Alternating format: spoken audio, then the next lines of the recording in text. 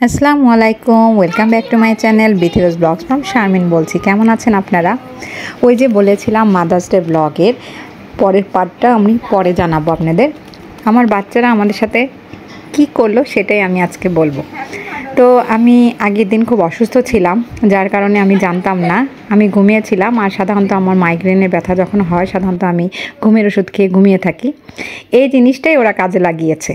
বাবাকে আমার সাথে রেখে তারা তিনজন বের হয়ে গিয়েছে আমার জন্য কেনাকাটা করতে। তো আমার মেয়ে যেহেতু টুকটাক ইনকাম করে, ওর যেহেতু পেজ আছে, কাজ করে নিজের খুব ভালো লাগা থেকে, সেখান থেকেই আর বাবার কাছ থেকে ছোট দুই ছেলে মেয়ে টাকা নিয়ে প্রতি বছর যেটা করে, তারা আমার জন্য কিছু গিফট কিনে এনেছে এবং কেক কিনে এনেছিল। সেই কেক নিয়ে চলে গিয়েছিলাম আমরা বাইরে খাওয়া দাওয়া করতে, এবং বাসায় আসার পর তারা সেই গিফটগুলো আমাকে দিয়েছে। গিফটের কথাটা অবশ্য চিন্তা করিনি, কিন্তু বাসায় আসার পর সারপ্রাইজটা দিল। তো এই যে এখানে বসে ইমিকো আমাকে তার গিফটটা দিয়েছে, যেটা তার বোনকে দিয়ে সে অনলাইন থেকে এনেছে। মায়েদের জন্য একটা ডায়েরি, মার জীবন কাহিনী সব কিছু এখানে লিখতে পারবে। আর আমি যেহেতু ডায়েরি খুব পছন্দ করি, ছোটোবেলা থেকে আমি ডায়েরি লিখতে অভ্যস্ত, আর আমি আমার বাচ্চাদেরও ডায়েরি গিফট করি। এটা আমার খুব পছন্দের একটা জায়গা। আমার যখন মন খুব খারাপ থাকে বা ভালোও থাকে বা বিশেষ কোনো মুহূর্ত হলে আমি ডায়েরি লিখি। আমার বাচ্চাদেরও আমি তাই শিখিয়েছি, তাদের কোনো মনের কথা থাকলে বা যে কোনো জায়গায় ভ্রমণ করতে গেলে বা যে কোনো কিছুতে তারা যেন ডায়েরিটা লিখে। তো যাই হোক, প্রত্যেকেই আমি ডায়েরি গিফট করে থাকি, সেরকম আমাকে ওরা সেটাই গিফট করেছে। তো যাই হোক, তারপর বড়দের পালা। সেখানে বড় ছেলে আর মেয়ে তারাও আমার জন্য গিফট কিনে এসেছে, এবং বাবা তাদের সাথে খুব দুষ্টুমি করছিল। আমার মেয়ে এবং ছেলে তারা পছন্দ করে আমাকে রেখে যে মার্কেটে যেয়ে আমার জন্য ব্যাগ কিনে এনেছে তাদের নিজের টাকা দিয়ে। এবং সাথে ছিল স্কুল থেকে প্রতি বছর ওদের যে স্কুল, আমার ছোট ছেলে আর মেয়ে, ওদের স্কুল থেকে প্রতি বছর মাদার্স ডে উপলক্ষে গিফট দিয়ে থাকে। প্রথম দিয়ে থাকতো ওদের ফটো ফ্রেম, এরপরে ওদের প্রতি বছরই মগ দিয়ে থাকে। তো মাদার্স ডেতে প্রতিদিন আমার কাছে এসেই ওরা মাদার্স ডের দিন সকালবেলা এসে আমাকে গিফটটা দিয়ে দেয়। কিন্তু এই জিনিসটা এবার আমি আসলে খেয়ালই করিনি, কারণ আমার ওই দিন খুব শারীরিক অবস্থা ভালো ছিল না, আমি ঘুমিয়েছিলাম, যার কারণে আমি আসলে এই জিনিসটা খেয়ালই করিনি। এই জিনিসটা ওরা কাজে লাগিয়েছে, ওরা সেই গিফটটা লুকিয়ে রেখেছিল। তারপর সেই দিন রাত্রেবেলা ওদের গিফটের সাথে এটা অ্যাড করে দিয়েছে। ওটাই ইমিকো বলছিল যে আমরা হাইড করে রেখেছিলাম এই দিনের জন্য, যাতে তোমাকে সারপ্রাইজ দিতে পারি। এরপর আমি এক এক করে সবগুলো গিফট খুলতে শুরু করলাম। সবার গিফটে ভালো লেগেছে। তো তারপরে আমি মগগুলো খুললাম। প্রতি বছরই যেহেতু ওরা দুই ভাই বোন একই স্কুলে পড়ালেখা করে, যার কারণে সব কিছু দুইটা করেই পায়। এ পর্যন্ত এই মগগুলো অনেকগুলো পাওয়া হয়ে গিয়েছে, যেহেতু অনেক বছর ধরে একই স্কুলে পড়ালেখা করছে। যাই হোক, তারপর এক এক করে সবগুলো গিফটই খোলা হয়ে গেল। এদিকে খুব মজা করছিলাম আমরা এবং গল্প করছিলাম। আমার হাজব্যান্ডও খুব মজা করছিল। তো সে কান্নাও করছিল, অভিনয় করছিল, আমার গিফট নাই, আমার গিফট নাই।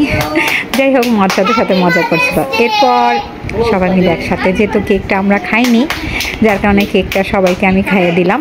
আমার ছোটো মেয়েটি দৌড়ে গিয়ে তার কেকটা নিয়ে আসলো, এবং এর মধ্যে আমরা গল্প করছিলাম, মজা করছিলাম।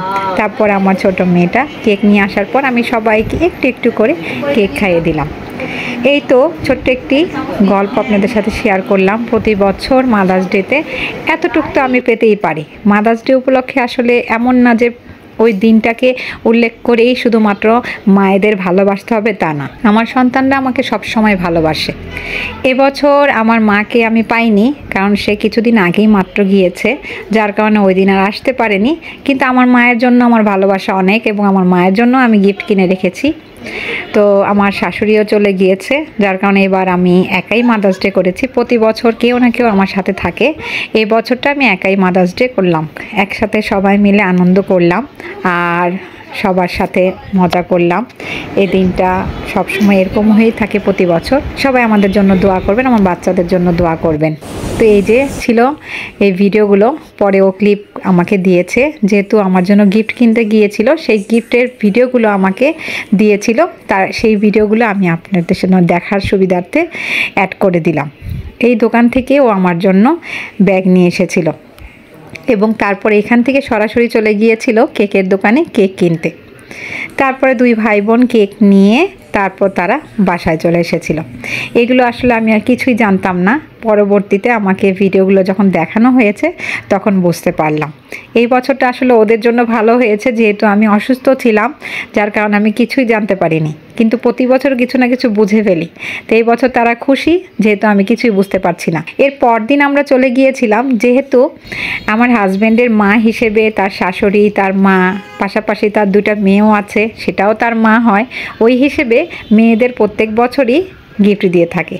তো সেরকমই আমরা পরদিন বিকেলবেলা বের হয়ে গিয়েছি।